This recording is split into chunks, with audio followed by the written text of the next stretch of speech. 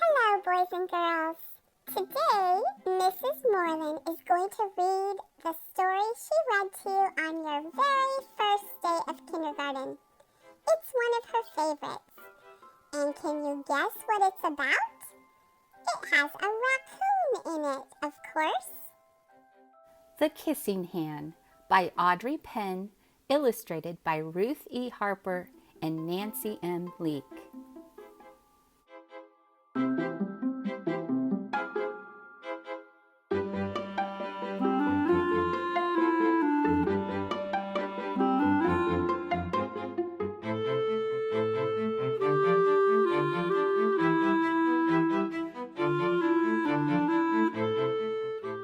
Chester Raccoon stood at the edge of the forest and cried.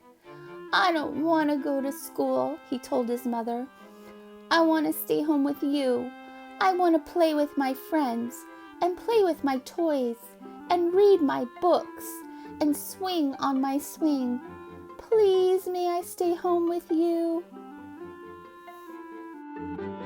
Mrs. Raccoon took Chester by the hand and nuzzled him on the ear. "Sometimes we all have to do things we don't want to do," she told him gently, "even if they seem strange and scary at first. But you will love school once you start.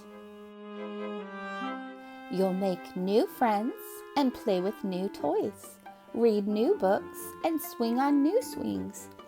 Besides," she added, "I know a wonderful secret that will make your nights at school seem as warm and cozy as your days at home." Chester wiped away his tears and looked interested. "A secret? What kind of secret?" "A very old secret," said Mrs. Raccoon. "I learned it from my mother, and she learned it from hers. It's called the Kissing Hand." "The Kissing Hand?" asked Chester. "What's that?" "I'll show you." Mrs. Raccoon took Chester's left hand and spread open his tiny fingers into a fan. Leaning forward, she kissed Chester right in the middle of his palm. Chester felt his mother's kiss rush from his hand, up his arm, and into his heart. Even his silky black mask tingled with a special warmth. Mrs. Raccoon smiled.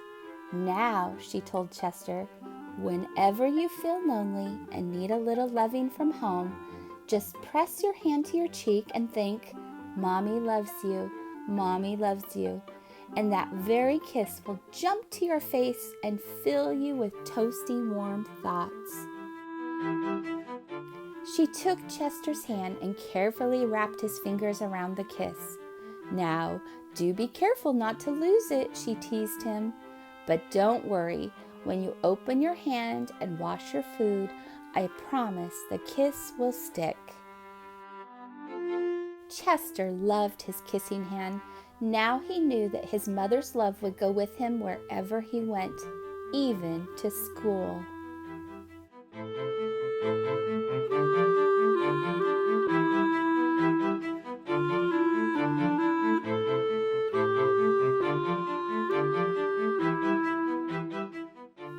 That night, Chester stood in front of his school and looked thoughtful. Suddenly, he turned to his mother and grinned. "Give me your hand," he told her. Chester took his mother's hand in his own and unfolded her large, familiar fingers into a fan. Next, he leaned forward and kissed the center of her hand.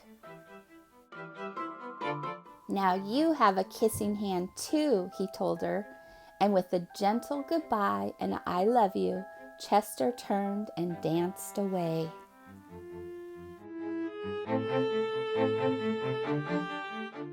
Mrs. Raccoon watched Chester scamper across a tree limb and enter school, and as the hoot owl rang in the new year, she pressed her left hand to her cheek and smiled. The warmth of Chester's kiss filled her heart with special words. "Chester loves you," it sang. "Chester loves you." And